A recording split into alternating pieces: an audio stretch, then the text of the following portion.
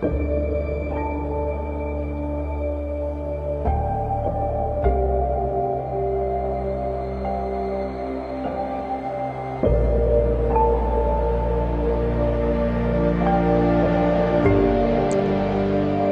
lá então continuar nossa aula dentro desse contexto que fala sobre a primogenitura do Filho de Deus. E para estarmos sempre aprendendo bem, vamos rezar e pedir as graças e os dons do Espírito Santo sobre cada um de nós que aprendemos e ensinamos juntos. Em nome do Pai, do Filho e do Espírito Santo. Amém. Espírito Santo, amor do Pai e do Filho, inspirai-me sempre aquilo que devo pensar, aquilo que devo dizer, como devo dizê-lo, aquilo que devo calar, aquilo que devo escrever, como devo agir, aquilo que devo fazer, para procurar sempre a vossa glória, o bem das almas e a minha própria santificação. Amém. Em nome do Pai, do Filho e do Espírito Santo. Amém. São José, rogai por nós. Nossa Senhora Aparecida, rogai por nós. Vamos lá então, vamos dar outros passos, mas passos morosos, tá? Porque aqui estamos num contexto de aprendizado, de curso. Então, um pouquinho contrário do que o mundo pagão vive, né? Hoje em dia as pessoas estão vivendo correndo demais, com muita pressa, fazendo tudo muito rápido, né? As coisas santas e sagradas de Deus devem ser um pouquinho contrário disso. Deve ser com mais calma e tranquilidade, né? Deus fez o mundo, né, em 6 dias, sendo Deus. Se Deus quisesse, Ele podia ter feito tudo em 1/1000 de segundo. Mas fez em 7 dias. E depois ainda do pecado de Adão e Eva, o plano de amor para salvar a humanidade girou em torno de 1850 anos a 2000 anos.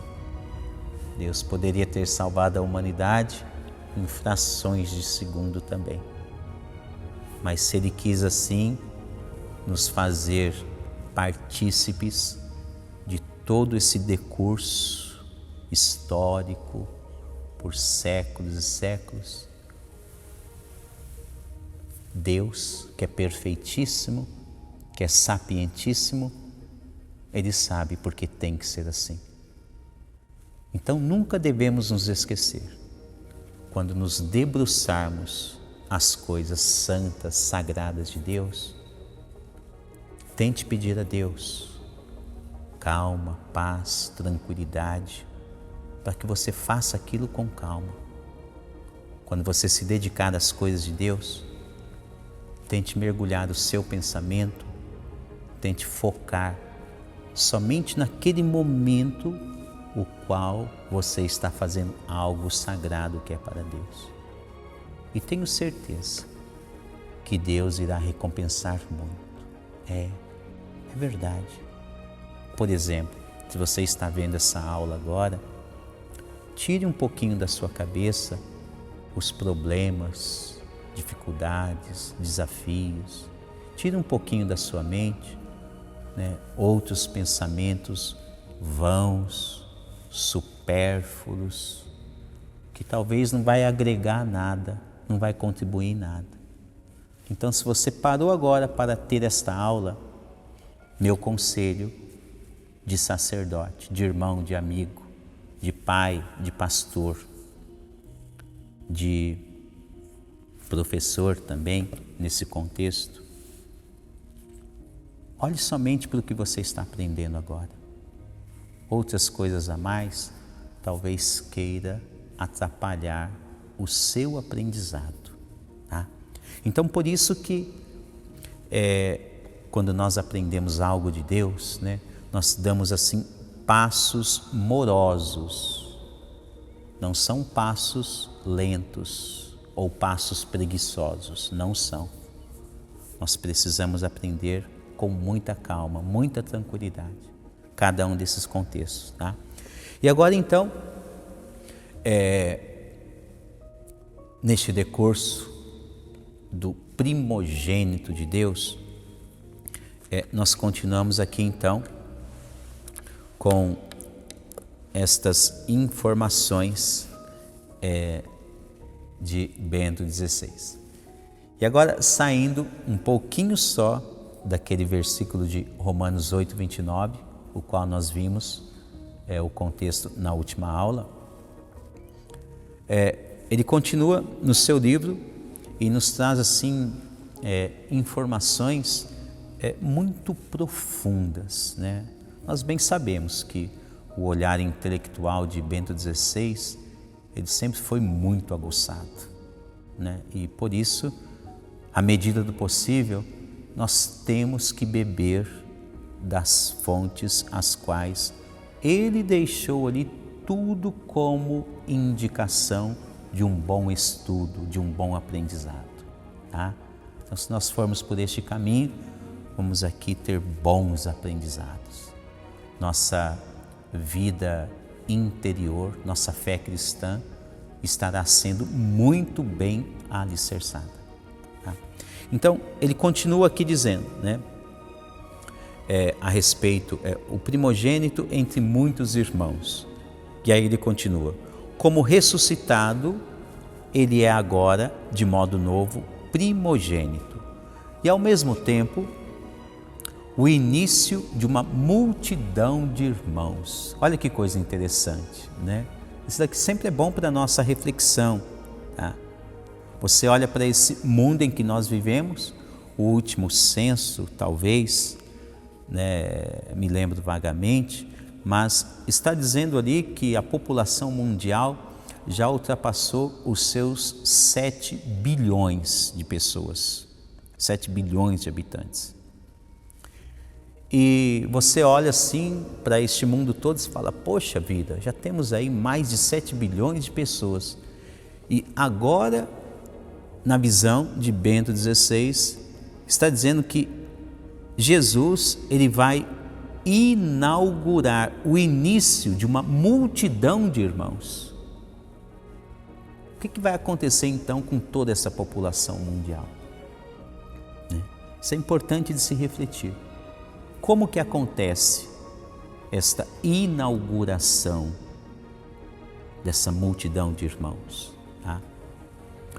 No novo nascimento da ressurreição, Jesus não é apenas o primeiro na ordem da dignidade, mas é aquele que inaugura a nova humanidade.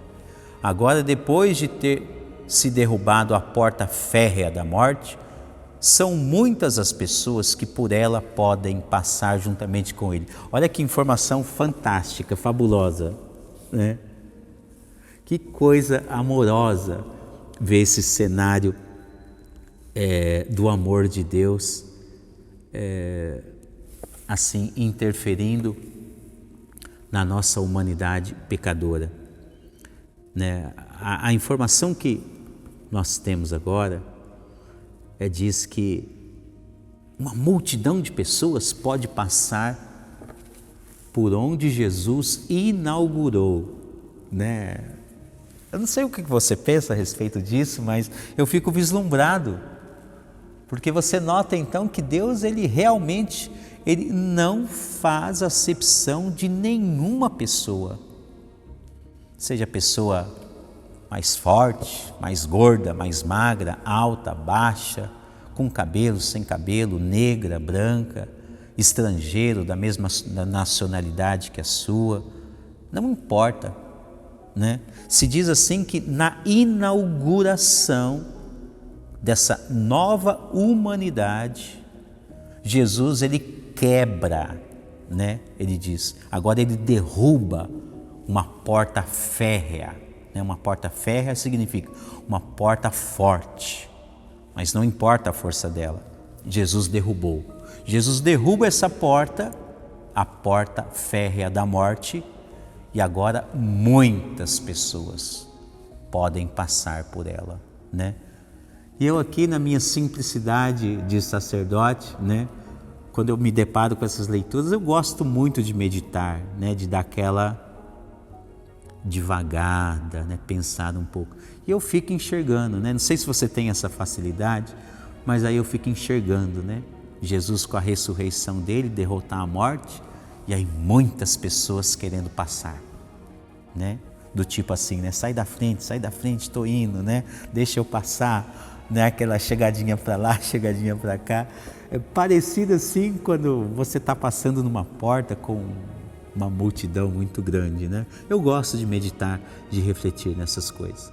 Isso me ajuda muito a mergulhar mais profundamente no enunciado de quem escreveu. Isso me facilita mais, sabe? Onde é que está, Padre, a inauguração desta nova humanidade? Quando é que Jesus inaugura isso? Bom, hoje nós já aprendemos, né, que há mais de 2000 anos Jesus sofreu a paixão, morte e ressuscitou. Então hoje nós já sabemos, né? Então nós estudamos todos esses detalhes. É naquele momento da ressurreição. Porém, assim, para somar mais ainda ao nosso conhecimento da Sagrada Escritura, quando é que isso se dá? Tem uma informação que parece, por vezes, passar desapercebida, né? Mas ela tem ali este cunho de inaugurar algo novo, né? E talvez seja interessante nós também olharmos e aprendermos juntos, né? Vamos ao Evangelho de São João, capítulo 19. É logo após a morte de Jesus, né? Quando ele é sepultado, tá? São João, tá? Deixa eu pegar aqui, eu estava folheando o Evangelho de São Lucas, quase que eu sou traído por uma má leitura aqui na orelhinha da Sagrada Escritura, né? Aí eu ia ler uma frase errada para vocês e vocês iam falar: Padre, onde é que está isso daí que você acabou de falar? Mas o Espírito Santo, né?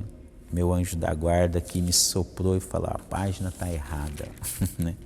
Então olha só, capítulo 19 de São João, nós vemos essa informação a qual Bento XVI está colocando no livro dele, tá?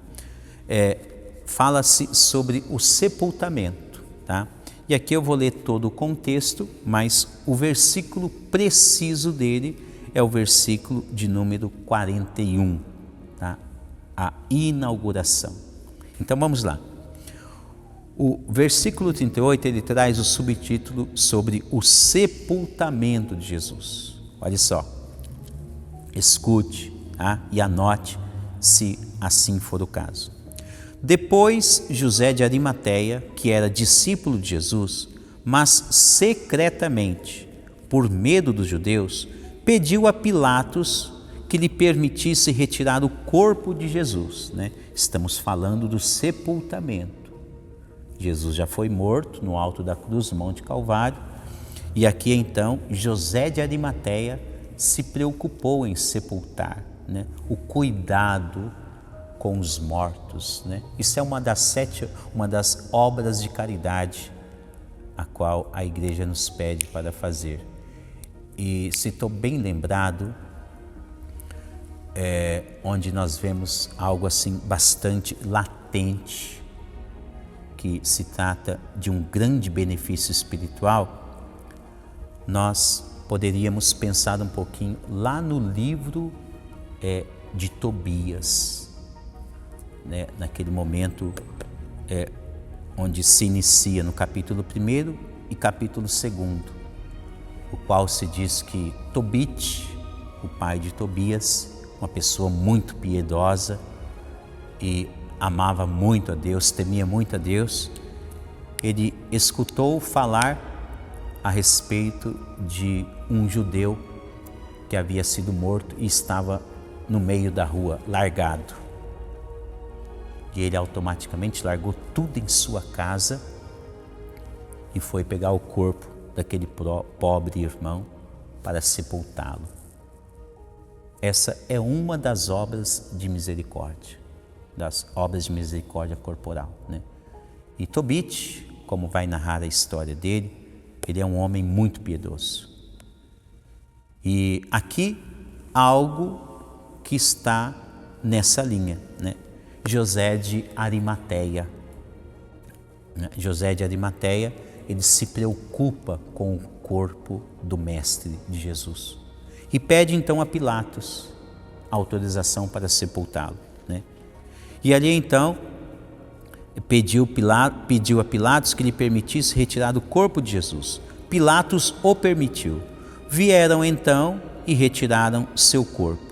Nicodemos, aquele que anteriormente procurara Jesus à noite, tá? Essa informação você pode tomar como base São João capítulo 3, tá? Você pode dar uma olhadinha no capítulo 3, ali começa a nascer a amizade entre Nicodemos e Jesus, né?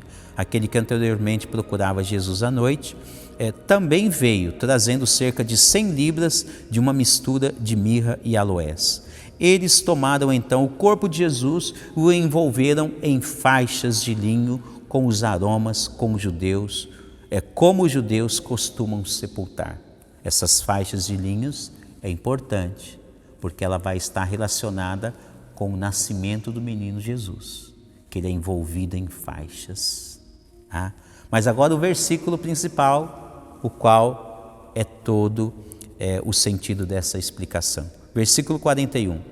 Havia um jardim no lugar onde ele fora crucificado, e no jardim um sepulcro novo, a novidade, a nova humanidade, o novo sepulcro. Continua. No qual ninguém fora colocado. Ninguém. Jesus é o primeiro, é o primogênito. É ele o primeiro a ser sepultado naquele local, aquele novo jardim que ninguém ainda tinha entrado. Qual jardim que é? Você já ouviu falar de jardim na Sagrada Escritura? Jardim do Éden, de onde nossos primeiros pais foram expulsos. Agora Jesus está sendo colocado lá, na sua ressurreição. E por isso então ele é o primeiro, por isso se fala primogênito. Ele é o primeiro em tudo. Primeiro em tudo na ordem da criação. E agora neste contexto vai ser o primeiro que vai inaugurar a ressurreição. E por isso aquela informação que se diz, né? No livro de Bento XVI, fala-se que ele derrubou a porta férrea da morte. Ou seja, Jesus venceu a morte e agora ele ressuscita. Está num sepulcro novo, o qual era o primeiro. Num jardim novo, o qual ainda ninguém tinha entrado, a ressurreição. Então agora, todos que se configurarem ao primogênito de Deus têm o direito de entrar neste jardim novo, o jardim do céu, jardim do paraíso. Muito obrigado por nos acompanhar e a próxima aula ficará ainda mais interessante do que essa. Aguardemos. Até a próxima aula, se Deus quiser. Em nome do Pai, do Filho e do Espírito Santo.